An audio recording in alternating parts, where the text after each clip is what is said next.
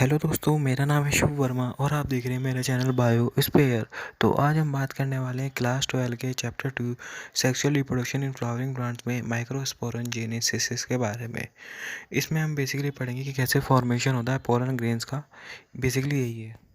तो चलिए स्टार्ट करते हैं। देखिए क्या होता है, बेसिकली जैसे ही एंथर डेवलप हो जाता है फ्लावर के अंदर, तो इसमें क्या होता है, जो सेल्स होते हैं स्पोरोजेनेसिस टिश्यू, इसमें ये अंडर हो जाते हैं हमारे म्यूटेक डिवीज़न में।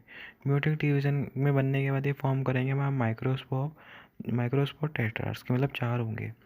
ठीक है। अब the process process of formation of microscope form a pollen mother cell through meiosis is called microsporogenesis. क्या है कि जो प्रोसेस है formation of microscope from pollen mother cell से हमारे क्या बनते हैं, माइक्रोस्कोप। इसी के प्रोसेस को हम कहते हैं माइक्रोस्पोरोजेनेसिस, और ये म्यूसिस के थ्रू होता है। जो माइक्रोस्पोर होते हैं ये अरेंज होते हैं हमारा क्लस्टर ऑफ 4 सेल्स, कि ये 4 क्लस्टर वॉल्स में प्रेजेंट रहेंगे। ठीक है। जैसे अंदर मैच्योर होता है ये डिहाइड्रेट हो जाता है। डिहाइड्रेट मतलब अलग अलग हो जाते हैं। ठीक है। इसमें क्या होता है, microscope dissociate from each other, कि जो माइक्रोस्पोर होंगे आपस में एक दूसरे से अलग हो जाएंगे। ठीक है। In each other to into the polar grain से।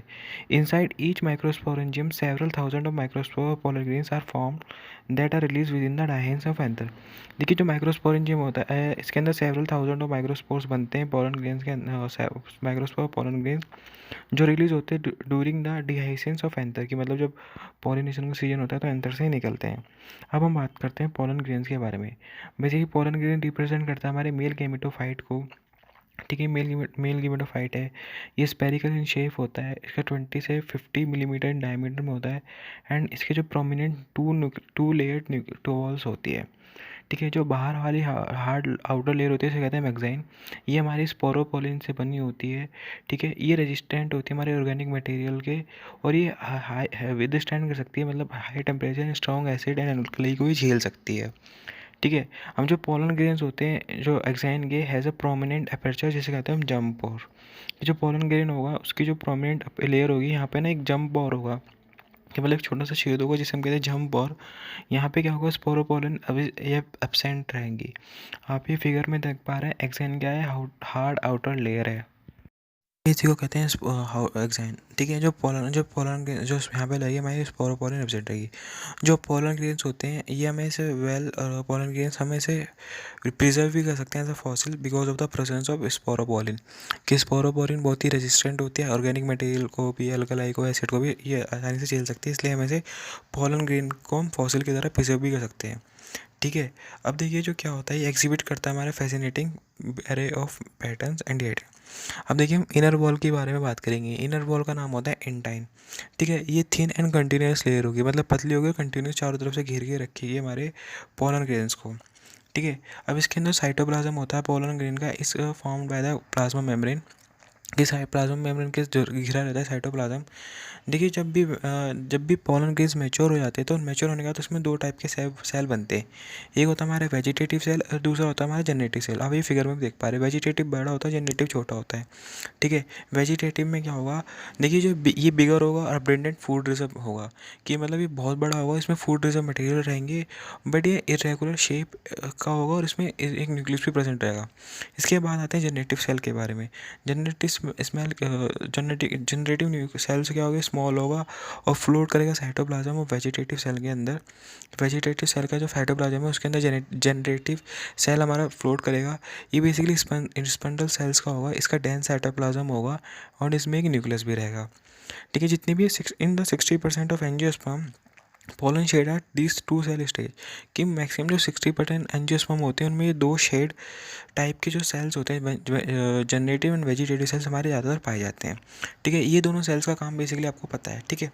In the remaining species generative mitotically to give rise to the gametes before pollen grains become 3 cell stage. कि जो रिमेनिंग स्पीसीज होगी उसमें क्या होगा, ये जो हमारा ये जो जेनेटिव सेल है ना, माइटोटिकली डिवाइड कर जाएगा, ये गिव राइज करेगा हमारे पोलन गैमेट्स को।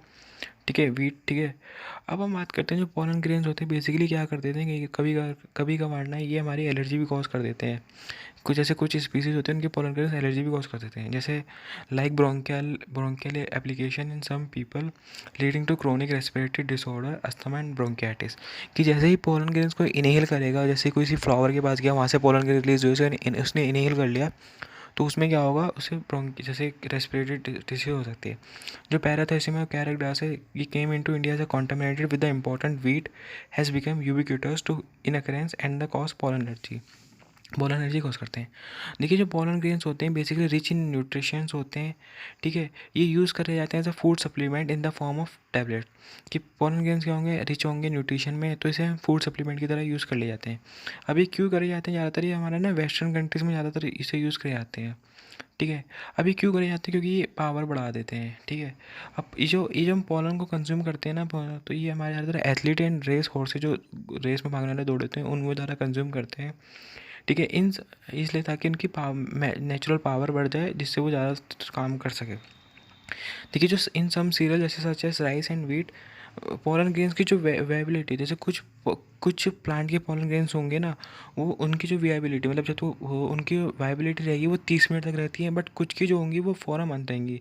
जैसे वीट एंड राइस की जो होगी वो 30 मिनट तक की होगी, जो रशिया एंड लेग्यूम्स की होगी वो 4 मंथ होगी, ठीक है। इसलिए जो हम क्या करते हैं, इसलिए हम कुछ प्लांट के पोलन ग्रेन्स को हम स्टोर कर सकते हैं into seed bank in crop breeding programs के लिए, क्योंकि वो ज़्यादा देर तक स्टोर रह सकते हैं, उसे क्रॉप ब्रीडिंग प्लांट